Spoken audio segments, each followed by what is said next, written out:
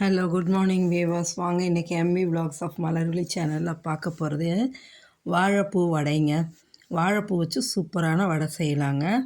பாருங்கள், மேலே நல்லா கிறிஸ்பியாகவும் உள்ளே நல்லா சாஃப்டாகவும் இருக்குங்க. நல்லா டேஸ்டியாக இருக்குங்க. அவ்வளோ சூப்பரான இந்த வாழைப்பூ வடை எப்படி செய்கிறதுன்னு பார்க்கலாம். பாருங்கள், ஒரு வாழைப்பூ ஃபுல்லாக நான் பிரித்து எடுத்துட்டேன். இதில் இந்த பாகத்தை மட்டும்தான் எடுத்துக்க போகிறோம். அந்த உள்ளே இருக்குது பாருங்கள், சின்ன சின்னதாக, அதை மட்டும்தான் எடுத்து செய்ய போகிறோம். மீதியெல்லாம் கூட்டுக்கு வச்சுருவாங்க. இதை மட்டும்தான் எடுத்து வாழைப்பூ வடை செய்ய போகிறோம். அதுக்கு தேவையானது பாருங்கள், நல்லா 1 டம்ளர் கடலைப்பருப்பு ஊற வச்சு எடுத்து வச்சுருக்கோம் 1 மணி நேரம். பெருங்காயத்தூள், பூண்டு 1 கட்டி, கருவேப்பிலை, 4 வரமிளகாய், 1 ஸ்பூன் ஜீரகம், 2 கிராம்பு, 1 பட்டை, இதெல்லாம் எடுத்து வச்சுருக்கேங்க. வெங்காயம் நல்லா 1 பிளேட்டுக்கு நறுக்கி எடுத்து வச்சாச்சு, பொடியாக நல்லா உதிரி உதிரியாக. சரிங்களா, பாருங்கள், இது அளவுக்கு வெங்காயத்தை நல்லா உதிரி உதிரியாக நறுக்கி எடுத்தாச்சு.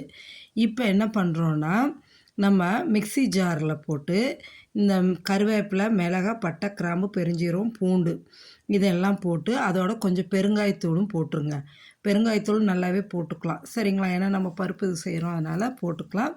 டைஜஸ்ட் ஆகிறதுக்கு நல்லா தான் இருக்கும், நெஞ்சு கறிக்காது, அதுக்காக தான். சரிங்களா, போட்டு இதை நல்லா ஃபஸ்ட்டு ட்ரையாக மிக்சியில் போட்டு எடுத்துருங்க. இந்தமாரி நல்லா இதாகிடும். பவுடர் ஆகாது, திப்ப திப்பையாக தான் இருக்கும், ஆனால் நல்லா இதாகும். இப்போ தண்ணி வடித்து வச்சுருக்கோம் இல்லைங்களா கடலைப்பருப்பு, அந்த கடலைப்பருப்பை எடுத்து மிக்சியில் போட்டு நம்ம ஜாரில் போட்டு என்ன பண்ணணும்னா பல்ஸ் மோடில் போட்டு அரைச்சிடுங்க. இதை வந்து ஃபுல்லாக நைஸாகவும் அரைச்சிடக்கூடாது. பாருங்கள், இந்த அளவுக்கு இருக்கணும். ஒரு பருப்பு இருக்கணும், அப்போ தான் நல்லாயிருக்கும். இதெல்லாம் எடுத்து ஒரு கிண்ணத்தில் வச்சுட்டு அந்த வாழைப்பூ சின்னதாக உள்பக்கம் இருக்கு இல்லைங்களா, அதை எடுத்து இப்போ போட்டு மிக்சியில் அரைச்சி எடுக்கணுங்க. ஆமாம், பெருசை போட்டால் கொஞ்சம் துவர்ப்பு அதிகமாக தெரியும். இது கொஞ்சம் இதாக இருக்கும், குழந்தைங்க நல்லா விரும்பி சாப்பிடுவாங்க, அதுக்காக தான். சரிங்களா, இந்த வாழைப்பூ வந்து அவ்வளோ உடம்புக்கு நல்லதுங்க. 1 2 நிறைய விதத்தில் நம்ம உடம்புக்கு அவ்வளோ நல்லது. சுகர் உள்ளவங்க நிறைய சாப்பிட்லாங்க. நம்ம பொரியலாக செஞ்சு கொடுப்போம், கூட்டாக செஞ்சு கொடுப்போம், குழம்பு வைப்போம், எல்லாமே செய்யலாம். அதே போல் இந்த வடையும் செஞ்சு கொடுக்கலாங்க. இந்த வாழைப்பூவை நல்லா மிக்சியில் அரைச்சி எடுத்தோம்னா பாருங்கள், இந்த மாதிரி தான் இருக்கும். இதையும் நல்லா அரைச்சி எடுத்து இந்த பருப்போடு போட்டுடுங்க.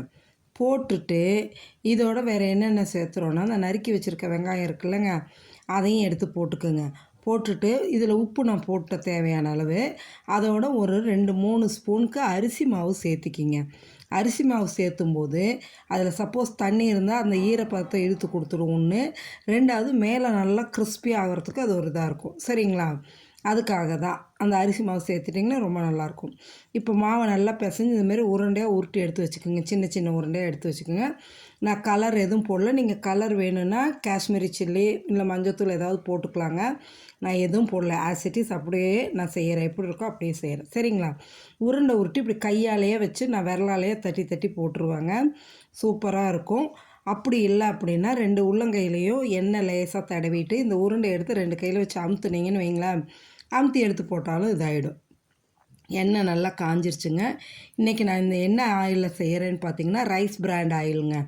ஆமாம், டாக்டர் சொல்லுவாங்க ஒரே ஆயிலாக யூஸ் பண்ணாதீங்கன்னு. ஒரு தடவை கல்லெண்ணெய் யூஸ் பண்ணுறோம், ஒரு தடவை நல்லெண்ணெய், தேங்காய் எண்ணெய், சன்ஃப்ளவர் ஆயில், ரீஃபைண்ட் ஆயில், அப்படி மாற்றி மாற்றி வர்றப்போ ரைஸ் பிராண்ட் ஆயிலையும் நான் செய்வேங்க.